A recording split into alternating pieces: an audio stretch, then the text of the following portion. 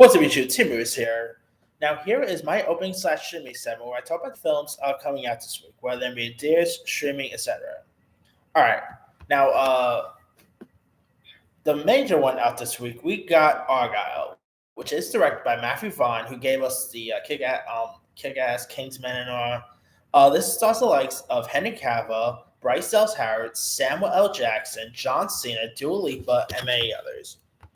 Now, in Argyle, reclusive author Ellie Conway writes best-selling espionage novels about a secret agent named Argyle, who's on a mission to unravel a global spy syndicate. However, when the plots of her books start to mirror the covert actions of a real-life spy organization, the line between fiction and reality begins to blur.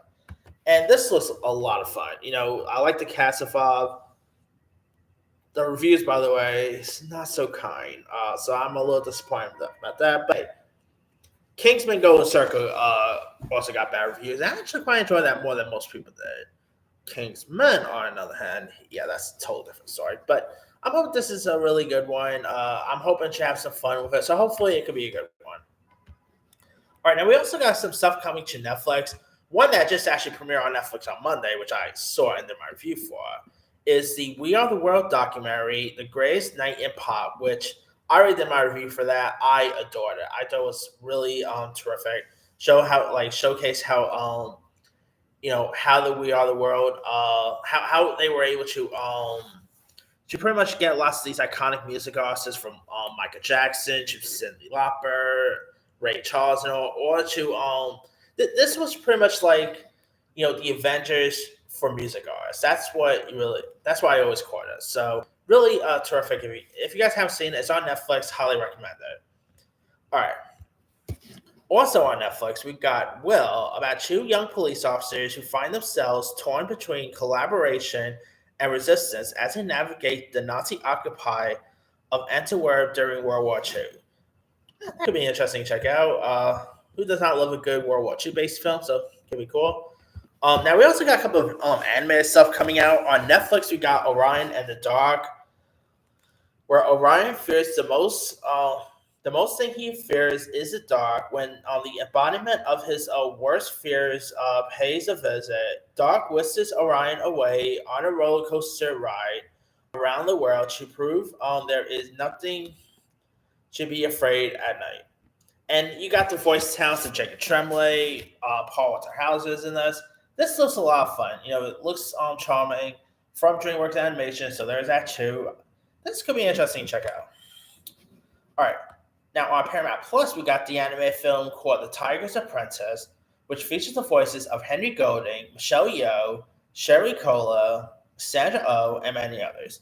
A young boy in San Francisco meets a talking tiger named Mr. Hugh and discovers he is the latest in a long line of guardians who protect an ancient phoenix from evildoers. And the trailer for this has looked a lot of fun. The biggest complaint is it's going straight to Paramount Plus instead of this. This was supposed to be a theatrical release, but Paramount is once again screwing up their original content. Granted, it's not original, but still, it's based on a book. But I really feel like Paramount is only it's just going to be releasing their original content that's not well known to streaming, while they're well known properties let's say A Mutant Mayhem 2 or that Last Airbender or another SpongeBob film. Those that is more well known IPs will be getting the actual release, which whether that's fair is irrelevant. But anyway. On Peacock, we got a film called Bosco, which stars Audrey Joseph, who you might know from that show, not Lock and Key.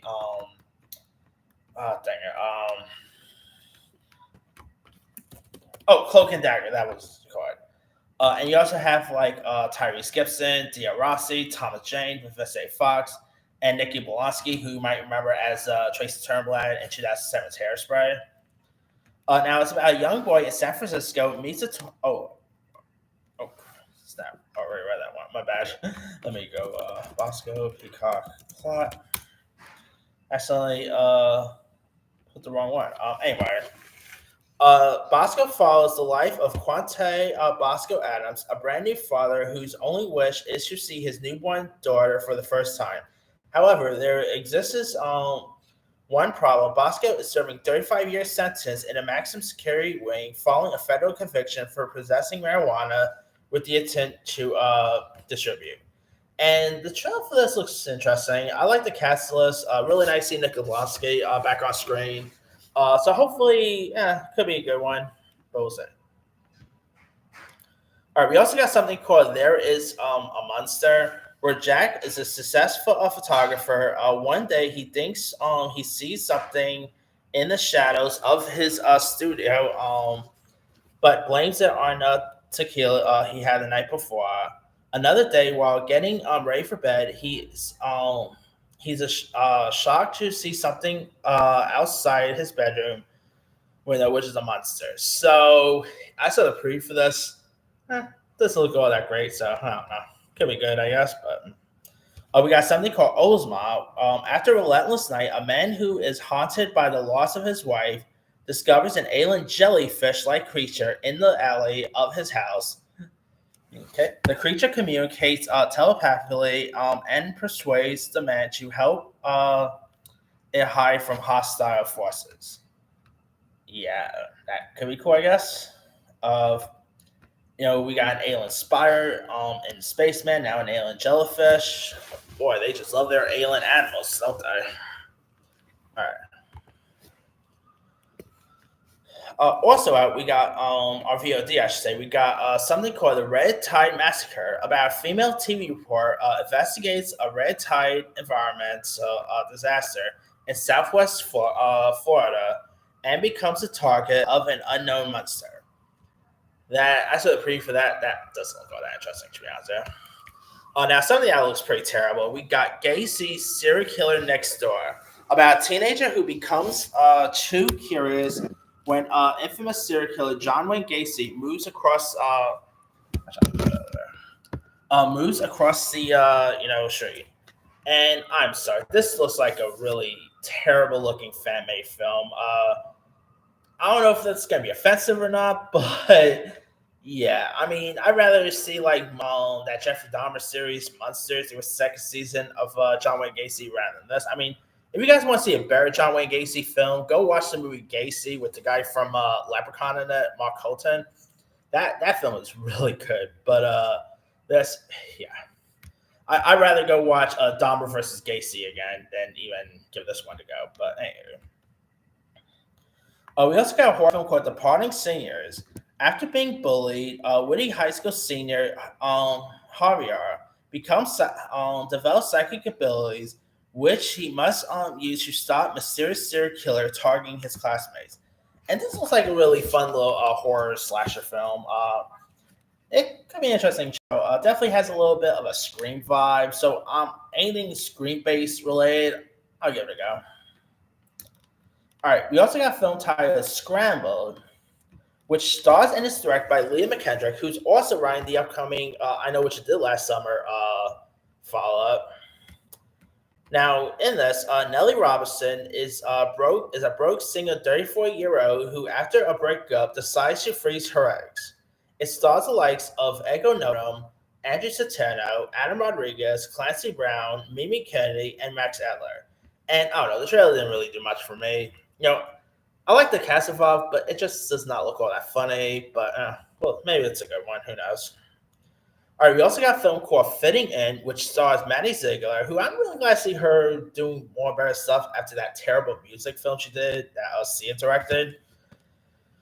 This also stars a Reservation Dogs star Dee Farrow Atta, as well as Emily Hampshire from Schitt's Creek fame. The story centers around 16-year-old Lindy, who is diagnosed with a rare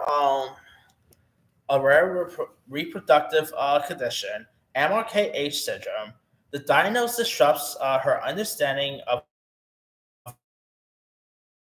womanhood and sexual identity, and shows her relationship with her new boyfriend, her friend at a new high school, and her mother into disarray. And the trailer for this actually looks pretty decent. Maddie Ziegler, of course, she is best known for like that Dance Mom show. She of course did do music, but hey, she's done other good stuff since. Like she was in the West Side Story remake. She was in that Jenna Ortega film. What was that Jenna Ortega film that came out? I think it's called The Fallout, if I'm not mistaken. She was actually pretty good in that. So I'm really glad to see her really branching out more territories. Because let's be frank, music was not her forte, you know. But I'm glad that like music did not really screw up her career. So anyway, we also got an anime film called Jungle Bunch Operation Meltdown, which is a follow up to a film called Jungle Bunch, which I've never really seen. A vicious beaver blankets the jungle with a dangerous pink substance that explodes when coming into contact with water. With a rainy season approaching, the the miscellaneous animals team of animals must hurry to find the antidote. And I saw the preview for this. I'm not that interested in it. It's supposed to be like a French anime film, but I don't know. It just does not look all that funny. Really looks like, let's say, a French version of Madagascar. I'm definitely getting a bit of Madagascar vibe. So, we also got a movie titled A Nashville Wish. A country music singer dreams of dating a popular cheerleader and going to Nashville, Tennessee, to become a star. As fate would have it, his career takes off at the same time as their relationship, but she doesn't share his love of music. Uh, I saw a preview for this. This looks pretty terrible. I mean, I do like country music, but I don't know. This just none about this film really looks all that great to me. So yeah. All right. We got a film titled "The Monk and the Gun." An American travels to sorry if I'm mispronouncing this, Bhutan in search of treasure and crosses paths with a young monk wandering the secure mountains and instructed by his teacher is make things right. And to be honest, I saw the preview for this. Doesn't look all that great to me, so looks a little boring here. So we got a film titled Skin Deep. An American travels. Oh wait, all right, read that one. Let me.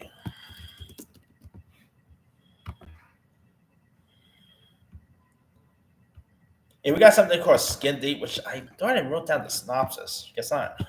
My bad. Anyway, we also got a film titled The Promised Land, which is directed by Nicola Arcel, who gave us A Royal Affair and The Dark Tower, and stars Mads Mikkelsen. The story of Ledved Kyan, who pursues his lifelong dream to make the Heath bring him wealth and honor. And I don't know, the trailer for this looks interesting. I love Mads Mikkelsen; he's always terrific. So even if he's in a bad film like the last Fantastic Beasts movie or the last Indiana Jones film, he's always good in it. And there's also rumors about him possibly playing Doctor Doom. We know if that's going to happen or not, but Matt Mikkelsen could do no wrong. Like I said, even if the movie's bad, he's still great in it. So, and he always has like the most creepiest face ever. Like I always see him in interviews. I'm like, I'll probably be afraid to even talk to this guy. Like he's definitely one of those few actors that if you see him in person, you'll probably be scared to actually talk to him. He definitely looks very imitating. But hey, that what makes him a great actor, I guess. But anywho. We also got a film titled Disco Boy. After a painful journey through Europe, Eskel arrives in Paris to join the Foreign Legion. Meanwhile, in Delta, Jumbo struggles against the oil companies, draining the village and the lives of his family. Same. Oh, could be cool.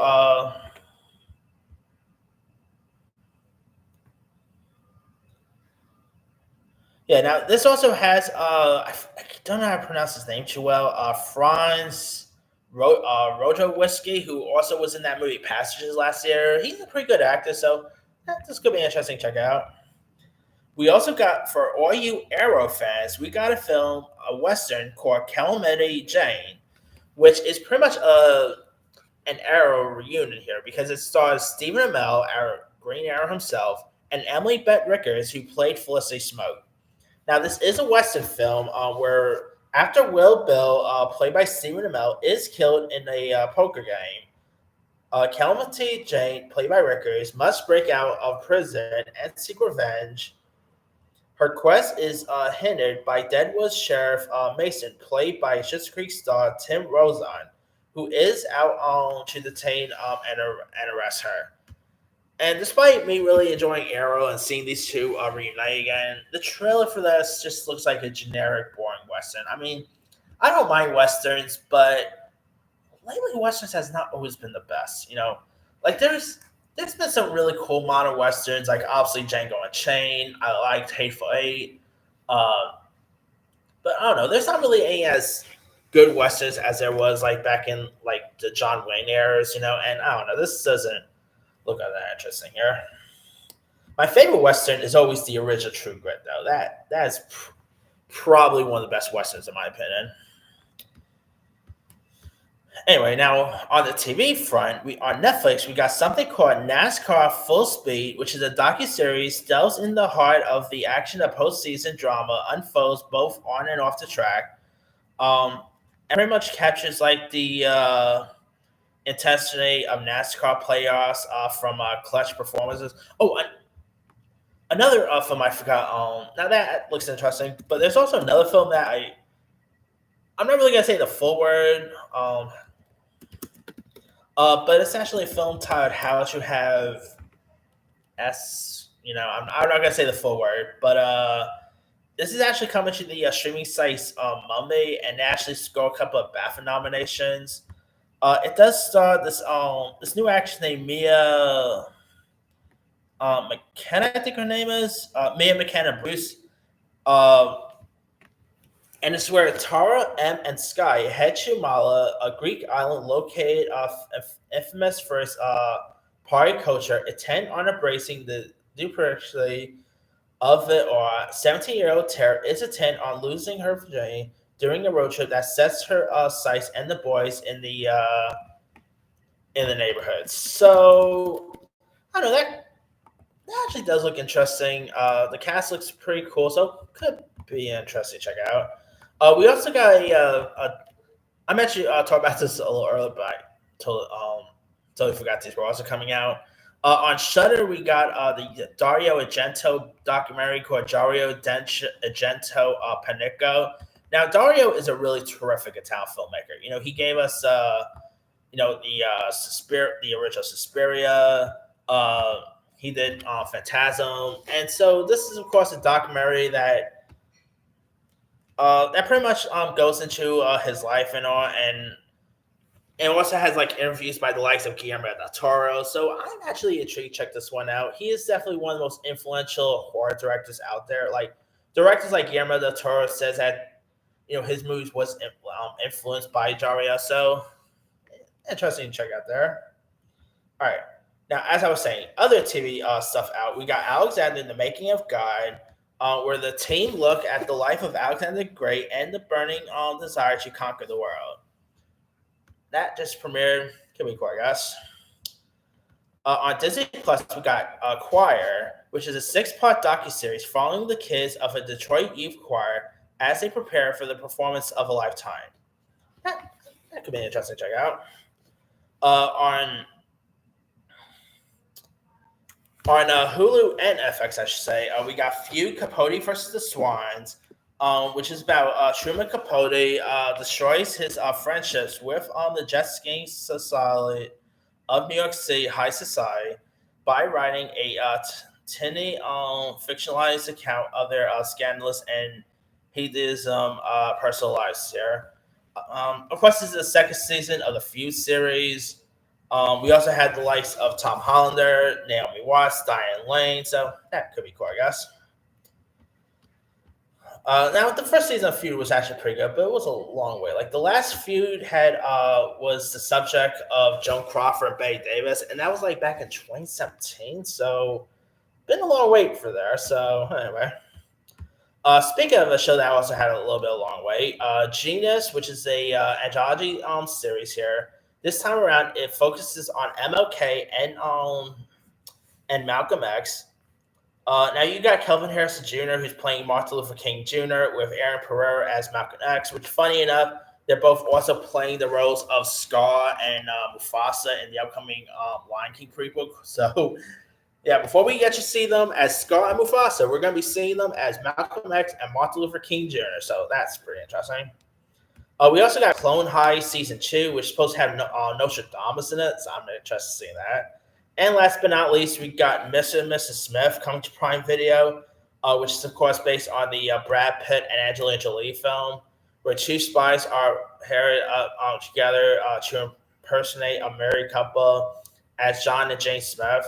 Now, this stars Donna Glover, Pen 15 star Maya Erskine, and the trailer for this has looked a lot of fun. I love the original Mrs. and Mrs. Smith, so I'm interested in seeing this new one. It looks like it could be interesting to check out, so hopefully it could be a good one. But that's pretty much it there. Let me leave you guys. What some films or series are you interested in that comes out this week? Are you interested in Argyle? Are you interested in Orion, Tigers and Princess, Mr. and Mrs. Smith? Drop comments below. Don't forget to like, subscribe, hit that bell for notification. This is Henry Siren.